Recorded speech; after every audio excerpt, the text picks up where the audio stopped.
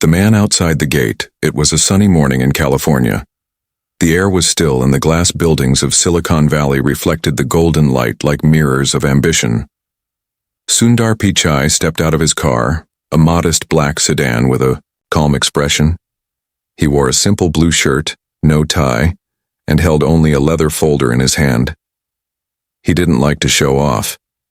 Even after all these years, he still believed in being humble. But this morning was not like any other. He walked toward the front gate of Google's headquarters, the place where he had once stood as a young engineer with dreams in his eyes. Back then he was nervous, unsure if he'd be accepted. Now he was the CEO of the whole company. Yet what happened next made his steps freeze mid-air. A security guard, a young man in his 20s, stepped forward and raised his hand. "Excuse me, sir, you can't enter." Sundar blinked, thinking it was a joke. "Sorry?" he asked politely. The guard didn't smile. "I need to see your employee ID." Sundar reached into his pocket and pulled out his old badge. The guard scanned it. Nothing. The scanner turned red. "This is invalid, sir." A few people nearby paused and looked. Sundar felt a strange weight in his chest. He cleared his throat and said, "I'm Sundar Pichai." The guard looked confused. "I'm sorry, I don't know who that is." Something wasn't right. Sundar tried to laugh it off, thinking maybe it was a new recruit who didn't know his face. But the second guard came over and whispered something in the first guard's ear. Then both of them stood in front of him. "Sir, please step aside. We've been instructed not to let you in." That word. Instructed. It wasn't a mistake. Someone had done this on purpose. Inside his folder was a presentation. He had planned to surprise the team with a new initiative, a billion-dollar idea to make Google more ethical, more human-focused. He had worked on it silently for a year. No one knew about it yet. And now, it seemed like someone wanted to stop him before he could even enter the building. He stepped back and looked at the building. Memories flooded him. The late nights, the early mornings, the breakthroughs, the failures, the small wins, the laughter in the cafeteria, the silent cries in the bathroom after tough meetings. It wasn't just a company, it was his second home. "May I speak to someone from management?" he asked. The guard shrugged. "No one's available." Just then, a sleek car pulled up. Out stepped a man in a sharp gray suit, sunglasses on, talking loudly into his phone. "That's Daniel," Sundar whispered, "my assistant." But Daniel walked right past him without a glance. No nod, no smile, no recognition. Sundar's heart sank. He looked around again. No one came to help. No one made a call. No one cared. He stepped back, trying to hide the sudden storm inside him. He wasn't angry, not yet. He was confused, hurt, betrayed. But most of all, he was curious. Who did this, and why? As he walked away from the building, he noticed something strange. A group of interns stood nearby, laughing at something on their phones. One of them looked up, saw Sundar, and quickly turned the screen away. Another whispered, "That's him." The rest giggled. He walked past them without a word. But his mind was racing. He needed answers. But first, he needed a place to think. Not as a CEO, not as a billionaire, just as a man who had been denied entry to the empire he helped build. So Sundar did something no one expected. He got on a city bus and disappeared into the streets of Palo Alto. Cliffhanger. As the bus pulled away, his phone buzzed. One message. Unknown number. "You were never supposed to see this. Leave now, or everything will be taken from you." Whispers in the city. The bus rattled through the streets, a quiet hum beneath Sundar's thoughts. He sat by the window staring at the world as it passed by in fragments: glass towers, tech billboards, school children, old bookstores, tired people. All the places he had once driven past without noticing now seemed to watch him. Like the city had turned its eyes toward the man who built one of the greatest tech empires, and was now silently asking him, "What happened to you?" He felt like a ghost. He had no past, no recognition, no authority. His name, once echoed in every boardroom and headline, was now erased by a single red light on a scanner. The phone in his hand felt heavier than usual. He turned it off. That message had chilled him not just for its threat, but for its timing. You were never supposed to see this. What was it that he wasn't supposed to see? His heart raced, but his mind stayed steady. Years of pressure had taught him to stay calm under fire. He knew there was danger, but more than fear, there was disappointment, not in himself, but in what his company had become. He remembered the early days when Google was about solving problems, helping people, dreaming big. But over time, layers had formed. Layers of power, politics, ego, ambition. It was no longer just a tech company. It had become something else, something darker. And now it seemed someone inside had the power to shut him out entirely. He got off the bus near a quiet street corner across from a small diner he used to visit when he was just another engineer. Back then, he had no title, no pressure, just ideas. It felt right to return here now, stripped of everything but his name. He walked in. The waitress behind the counter looked up and smiled, not because she recognized him, but because she smiled at everyone. That made him smile back. He ordered tea and sat at the far-end booth, his leather folder still under his arm. He placed it on the table but didn't open it. Instead, he looked around. Life moved slowly here. No rushing, no noise. It gave him space to think. As the steam from the cup curled upward, Sundar's mind began to piece things together. Who had access to the security system? Who could instruct guards not to let him in? Who had the influence to make his assistant ignore him? And most importantly, who had something to lose from his return? He took out his notebook and started writing names, not in anger, but in clarity. There was Alan from legal, who had recently clashed with him on transparency policies. There was Natalie from data ethics, who had gone unusually quiet in the last few weeks. And there was Leon, the new VP of infrastructure, young, ambitious, and rumored to have backdoor access to internal systems. He didn't want to believe it, but he had to follow the threads. As he stared at the names, he felt a presence. Someone was watching him. He looked up. A man in a faded green jacket sat at the counter pretending to read a newspaper. But Sundar noticed him glance over twice, then a third time. The paper trembled in his hands, not from fear, but from trying, too hard to act normal. Sundar stood and walked toward him. The man quickly folded the paper and stood too. "You don't know me," the man said quietly. "But I used to work in R&D, fired last month." Sundar's eyebrows lifted. "Why?" The man hesitated. "Because I asked questions." "About what?" The man leaned in. "About the new AI program they're testing, the one you were kept out of." Sundar's breath caught in his chest. He had heard whispers, rumors about a secret department, working on something not even the board had full access to. He had once asked about it in a meeting and the room had gone silent. Someone had changed the subject. "What's happening?" Sundar asked. The man looked around. "I can't say here. Too risky. Meet me tonight, 9 p.m., at the abandoned satellite office in Mountain View." He slid a piece of paper across the table, an address. Then he left. Sundar stared at the door. Long after the man was gone, he knew this wasn't a coincidence. It wasn't just a locked gate. This was deeper. He had stumbled into something hidden, something protected by fear. He opened his folder and looked at the proposal he had planned to present this morning. It was about responsible AI, transparency, accountability, building tools that served people, not profits. Maybe that's why someone didn't want him in the building. As the sun dipped below the skyline, Sundar walked out of the diner and felt the weight of two worlds on his shoulders, the world he helped build, and the truth that was now trying to break through. But he wasn't afraid. He had built the future once before. He could do it again. As he walked toward the metro station, another message lit up his phone. "You didn't listen. Last warning, don't go to the satellite office."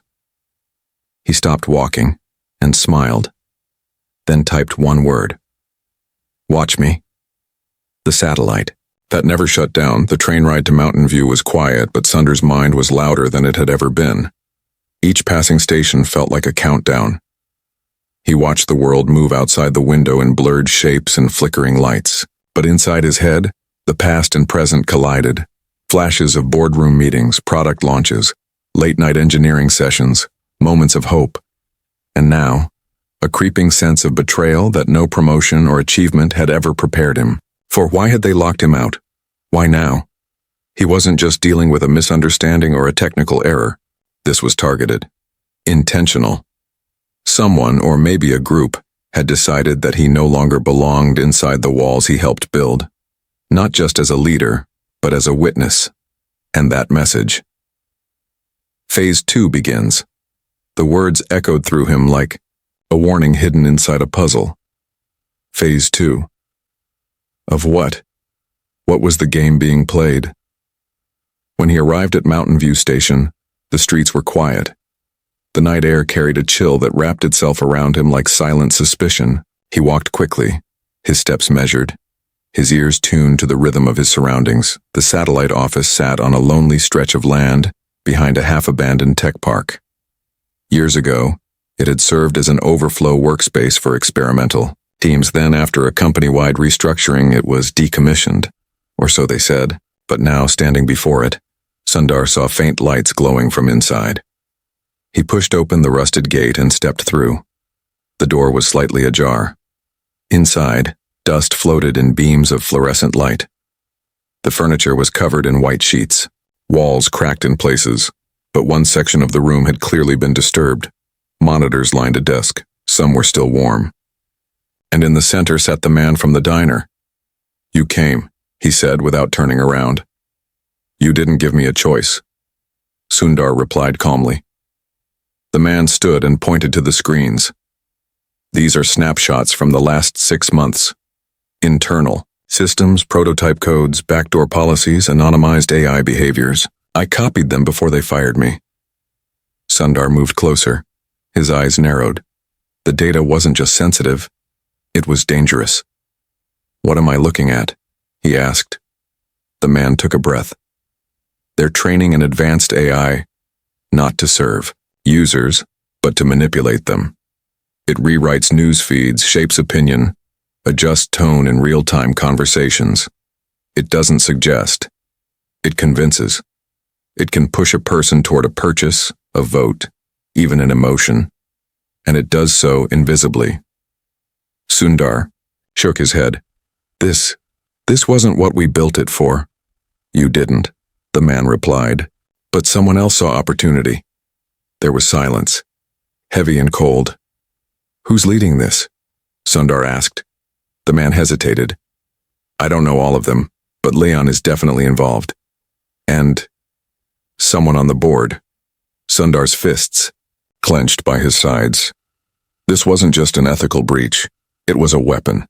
A technology designed to invade minds and control narratives. And someone had used their authority to bury it deep in the shadows right under his leadership. He stepped back, trying to process it. "Why now?" he whispered. "Why lock me out now?" "Because they knew you'd find this," the man said. "And they know what kind of man you are." Sundar looked at him, unsure what he meant. "You believe in people," the man continued. "You would have stopped it, and they couldn't afford that." For the first time in years, Sundar felt the weight of power not as privilege but as punishment. He had trusted the wrong people, overlooked quiet warnings. And now, something monstrous had grown under his watch. But he wasn't going to run. He had to expose it, he had to fight. But just as he opened his mouth to speak, the lights in the office flickered. Once, twice, then blacked out completely. Sundar froze. The man whispered, "They're here." A shadow moved outside the window. Boots stepped over gravel. Radios crackled softly. Someone tried the doorknob. "They're coming in," the man whispered again. Sundar grabbed the folder from his coat, stuffed the USB drive into it, and looked around. There was a back exit through the storage room. "This way," he said, pulling the man by the arm. They slipped through the dark hall as a loud crash came from the front. The door had been kicked open. Voices shouted commands. Flashlights bounced off the walls. As they escaped out the back into a narrow alley, the man gasped. How did they know? But Sundar already had the answer. His phone, the same device that had warned him, tracked him, and betrayed him. He flung it into a nearby dumpster. They kept running, hearts pounding, shadows chasing them. When they finally stopped, miles away, Sundar leaned against a wall, breathing hard. The man clutched his side, injured but alive. "They won't stop," he said, panting. "Then we won't stop either," Sundar replied. The truth doesn't knock morning came, but it didn't bring peace. For the first time in years, Sundar woke up not as a leader, but as a hunted man. He had spent the night on a friend's couch, an old college roommate who didn't ask questions, only offered tea and a blanket. Sundar had not slept. Not really. His eyes had closed, but his mind stayed open, spinning, calculating, remembering. Every moment, every meeting, every name that once sat around the same table as him with smiles that now felt like masks. He turned on the television almost absently, just as a news alert flashed across the screen. Breaking. Anonymous whistleblower claims unethical AI development inside Google. Files leaked to independent watchdog group. His heart stopped. The aware man from last night had acted faster than expected. He sat up, grabbed the remote, and turned up the volume. The reporter on screen was reading from a printed statement. The leaked documents suggest the creation of an artificial intelligence capable of influencing human behavior at scale, without transparency, consent, or ethical oversight. The whistleblower alleges this technology has been in testing for months, with limited internal governance. Then came the question that made Sundar's blood freeze. Was this done under the knowledge of Google's CEO, Sundar Pichai? There was no answer, just the camera cutting to a video clip of Sundar from a conference months ago, smiling, speaking about responsible AI, fairness, trust. The irony hit like a punch to the stomach. They were going to paint him as the architect of something he didn't even know existed. His phone buzzed. This time a new one, a basic device his friend had given him, no tracking, no apps. Just numbers and messages. A call came in. He answered. "We need to talk," said a voice he hadn't heard in weeks. It was Natalie, the head of ethics at Google, once one of his closest allies. But not on this line. Before he could speak, the call ended. An encrypted email followed moments later. "Meet me at the garden bench behind the old city library." "Come alone." He stared at the screen. The same Natalie who had gone silent. The same one rumored to have been pushed out of high-level meetings. Maybe she knew something. Maybe she had also been cornered. Within an hour, Sundar was standing beneath a gray sky outside the library, the bench hidden between tall hedges and flowering trees. It was a quiet place, one they had both used before to escape the noise of headquarters back when ideals still led decisions. She was already there when he arrived, wearing a cap pulled low, her eyes behind dark glasses, posture tense. "You saw the news?" she asked, not wasting time. He nodded. "I didn't leak it." He did. "Good. But it's going to get worse before it gets better." "Who's involved?" Sundar asked. Natalie took a long breath. "More than you think. Leon is the face, but not the brain. Someone on the board is funding it, and others are keeping quiet because of the bonuses promised if the AI rolls out globally." "And you?" he asked. She looked away. "I tried to raise concerns. I wrote reports, submitted reviews. They buried them. Then one day my access disappeared. I was told to take a sabbatical." "You're still on payroll?" Sundar asked. "Technically, yes, but they've erased me from decision-making." He leaned forward. "Natalie, I want to stop this. Not quietly. Not behind the scenes. I want to speak publicly. Name names. Tell the truth." She looked at him, really looked at him, for the first time in a long while. "You'll be destroyed," she whispered. "They'll twist it. Say you knew, that you designed it. They've already started shaping the narrative. You won't just lose your job. You'll lose your name." "Then I'll lose it," Sundar said quietly. Natalie's eyes filled with something between sorrow and admiration. "What do you need?" she asked. He opened his folder and showed her the USB drive. "This? And a platform." She nodded slowly. "There's one reporter who still believes in facts. She won't protect them. She'll follow the trail no matter where it leads. I'll..." Set up the meeting. As he stood to leave, she grabbed his hand. Be careful, she said. Truth doesn't knock. It kicks the door open and burns the house down. He walked away without answering. His silence wasn't fear. It was focus. By the next morning, the news had exploded. Tech forums, investor calls, social media, hashtags trended worldwide. Invisible eye. Pichai revealed. Who's responsible? Google released an official statement denying all allegations. They called the whistleblower a disgruntled ex-employee, and they made no mention of Sundar. They didn't defend him. They didn't name him. They erased him. Again. He stood in front of his bathroom mirror that evening and stared at the reflection of a man torn between two lives. In one, he could vanish, disappear into wealth, comfort, quiet. In the other, he would be hunted, blamed, ruined. But he might just save something bigger than himself. He chose the second. That night, he put on the same blue shirt he wore the day he was denied entry, gathered the folder, and stepped outside. Tomorrow morning, he would walk to the press, but first he would walk to Google. Again, not to ask for permission, but to make them look him in the eye. The silence before the storm. The early morning fog drifted across the pavement like ghosts that refused to vanish. Sundar stood motionless beside the sleek black car, facing Leon, the man whose hands now pulled the strings that once belonged to him. They were only feet apart, yet it felt like miles. One man standing with nothing but truth and the other cloaked in power, secrets, and carefully crafted lies. Leon's voice was calm, but his eyes betrayed a flicker of nervousness. You don't have to go through with this, Sundar. Let's make this simple. We write a press statement. You say the AI project was misinterpreted. You step down quietly. We offer you a generous exit package. The public moves on. Sundar didn't flinch. And the AI? We refine it. We package it better.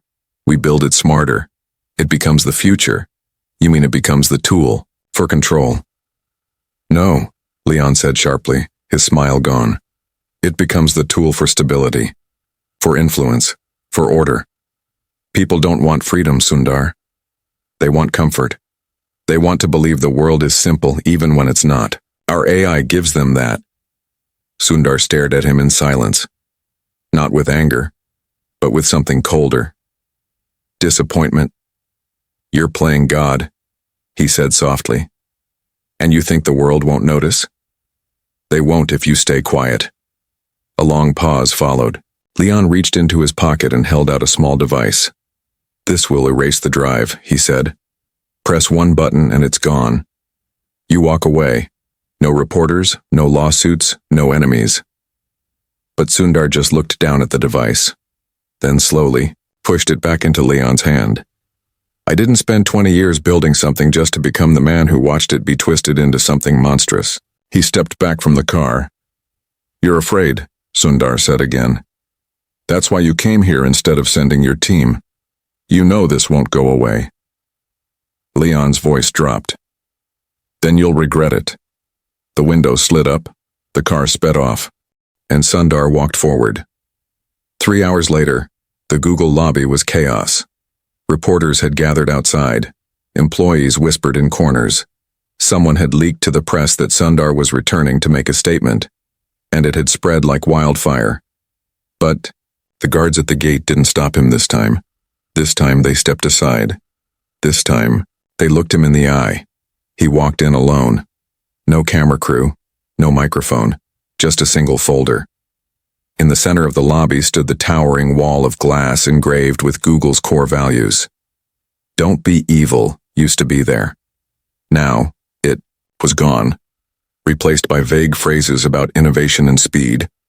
As Sundar approached the security desk, the receptionist stuttered. Sir, they told me you'd, be escorted to the top floor. By whom? Before she could answer, the elevator dinged open, and Natalie stepped out. But something was wrong. Her face was pale, her eyes locked on his, and then she whispered, the words that crushed the air from his lungs. They've released a statement. What? It's all over the news. They say you designed the AI.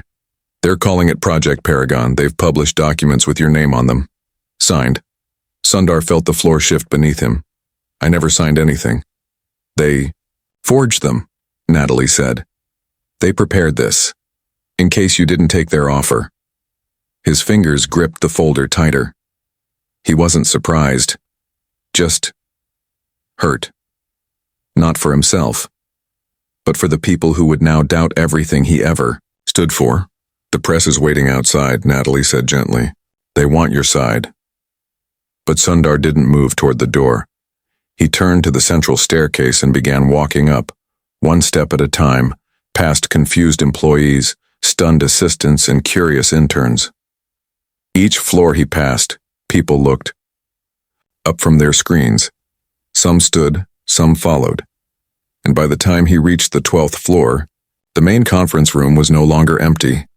Dozens of faces stared at him from around the long glass table. Leon stood at the head. Beside him, 2 board members. The room was thick with silence. You've caused quite a stir, Leon said coolly. I haven't even started, Sundar replied. He placed the folder on the table and slid the USB drive across the surface. These are the real documents.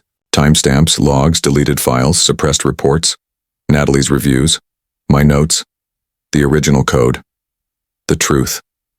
Leon glanced at the others, then leaned forward with a smug grin. And who's going to believe it now? But Sundar didn't answer him. He turned to the window behind them and pointed. Down below on the front lawn of Google's headquarters, cameras were rolling. A reporter held a microphone with trembling fingers. Behind her stood hundreds of employees. Engineers, designers, project leads, all holding up their badges in silence. We believe him, their silence said. We remember who he is. Natalie stepped beside Sundar. We leaked the original proposal to every major outlet this morning, she said quietly. They're reading it. Live. Now. Leon's face went pale. And then, Sundar did the unthinkable. He opened his phone, turned on the camera, and went live. To the world. The day the silence broke, the red light blinked on Sundar's phone. He was live. But not just live on one platform. Natalie had coordinated with whistleblower groups, independent journalists, and open-source media teams to mirror the feed across dozens of sites. There was no stopping it now. The broadcast would reach every device, every home, every mind that had once trusted the name Google. Behind him, the conference room was no longer just a space of glass and power. It had become a battlefield without bullets, just eyes and truths and history being rewritten in real time. Sundar took a breath. His voice came out low, slow, and steady, measured like code, shaped like memory. I started at this company as an engineer who believed in building things that helped people. I believed in tools that connected, not manipulated. I believed in information as light, not as shadow. But somewhere along the way that changed. He paused, scanning the room. Some lowered their eyes. Some whispered into phones. Others listened. Year ago, he continued, I began working on a proposal that would guide the ethical future of artificial intelligence. I wanted transparency, human oversight, fairness. My team believed in it, but before I could share it, I was locked out. Silently, systematically, and deliberately. He placed the folder down in front of the camera. The documents in this file are now available to the public. They show the existence of a secret project, Paragon, built not for innovation but influence, designed not to serve but to steer, created not by a rogue team but by trusted leaders, including members of this board. A gasp rose somewhere in the building. On the live stream, chat windows exploded with reactions, messages scrolling faster than anyone could read. Some shouted his name. Others simply typed, "We knew something was wrong." They tried to erase me, Sundar said, his voice steady but his hands shaking slightly. But they forgot one thing. Truth doesn't vanish. It waits. And then it speaks. Leon finally snapped. He slammed a fist on the table. This is slander. You're violating contracts, internal policy. You violated people, Sundar said, interrupting him. Their minds, their choices, their lives. Outside, the crowds grew. Hundreds had become thousands. Employees stood shoulder to shoulder holding up blank sheets of paper. Not slogans, not anger, just silence. A symbol that sometimes silence itself says everything. Leon turned to the board. Shut it down, now, all systems, shut him off. One of the executives hesitated. But the feed isn't just internal anymore, it's global. If we force a takedown, do it. The executive pressed a series of keys. Screens flickered. Inside the building, the Wi-Fi failed. The live stream froze. But only for a second. Then it returned. Through mirrored networks. Decentralized backups. Community relays. The truth had spread like wildfire. Unstoppable. Someone inside had made sure of it. Natalie smiled faintly. You taught your engineers too well, Leon. Leon backed away, his voice rising. This isn't how the world works. You think this makes you a hero? They'll still crush you. The shareholders, the regulators, the lawyers, maybe, Sundar replied. But I'd rather be crushed by truth than live as a puppet of lies. Sirens echoed in the distance. Media vans pulled up outside, and for the first time, Sundar saw fear in Leon's eyes. Not fear of exposure, but of consequence. The boardroom. Door opened. A Google employee stepped inside holding a tablet. Sir, she said, looking directly at Sundar, the Department of Justice just called. They're requesting a meeting with you, and the White House is asking if you're available for a briefing. He blinked. Me? She nodded. You. Later that evening, the building stood quiet. Security had retreated. The board was in emergency session, and Sundar stepped outside into the light. Reporters ran to him, cameras flashing, but he didn't run. He stopped, stood, and spoke one last time. Not into a microphone, but into the air. Technology is only as honest as the people who build it. Today we learned what happens when we let ambition blind our duty, but we also learned that silence can be broken, and that one voice, when echoed by many, becomes a wave. Behind him, dozens of Google employees gathered. One by one, they removed their badges, not to quit, but to demand accountability. And as Sundar walked down the steps, someone in the crowd shouted his name. He turned and saw his daughter, teenage, tall, proud. She had come quietly without warning. She looked at him not as a CEO, but as a father. She whispered, "You did the right thing." And for the first time in days, Sundar's shoulders dropped, not in defeat, but in peace. He had lost his office, but he had gained something greater, his truth, his voice, and the beginning of something far more powerful than a title.